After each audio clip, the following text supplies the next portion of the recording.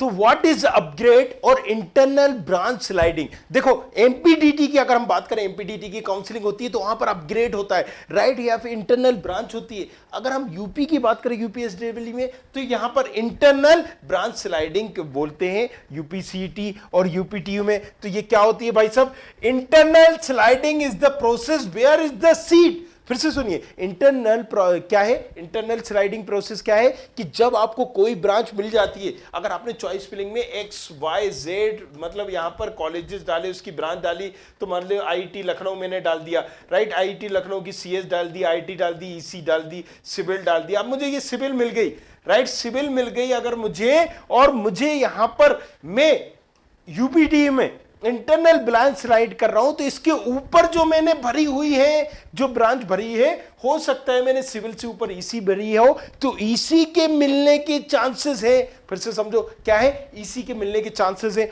अब अलग अलग काउंसलिंग में ये अलग अलग होता है। जैसे कि अगर हम बात करें जोसा में, इसको क्या कहते हैं? जोसा में अगर आप देखोगे तो इसको बोलते हैं स्लाइड, राइट। अभी हम या फ्रीज, फ्लोट और क्या होता है, राइट, अभी भी मैं तैरना चाह रहा हूं, लेना चाह रहा हूं, तो स्लाइड में करना चाह रहा हूं, उसी कॉलेजेस में दूसरी ब्रांच लेना चाह रहा हूं। यहां पर क्या किया जाता है कि एमपीडीटी में अपग्रेड होता है, या फिर अपग्रेड के बाद एक और ऑप्शन आता है जब आप कॉलेज ले सकते हो, ले लेते हो, रिपोर्ट कर देते हो, इंटरनल ब्रांच चेंज, मतलब उसी कॉलेजेस में ब्रांच का चेंज हो जाए। तो अलग अलग काउंसलिंग में घुमा फिरा के, मतलब यहां से कान पकड़वाएंगे, कहीं में यहां से कान पकड़वाएंगे।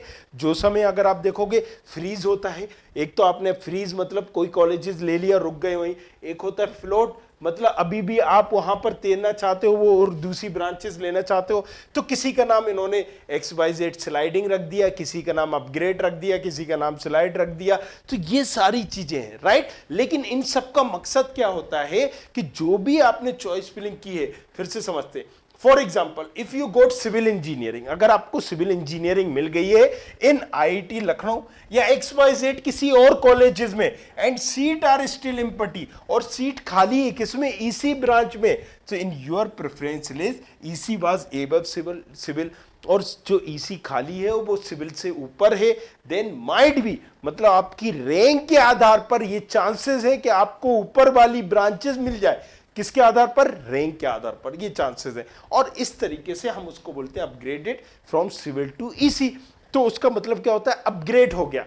तो यहां पर एमपीडीटी में इसको अपग्रेड बोला जाता है, यहां पर इसको इंटरनल स्लाइडिंग बोला जाता है।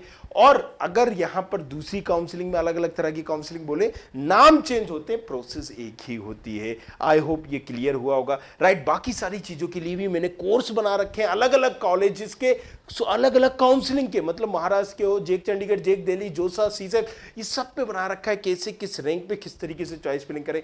बने रहिए हमारे साथ, देखते रहिए। मैं और कुछ पूछना पूछो आपसे। Thank you very much, thanks a lot, thank you.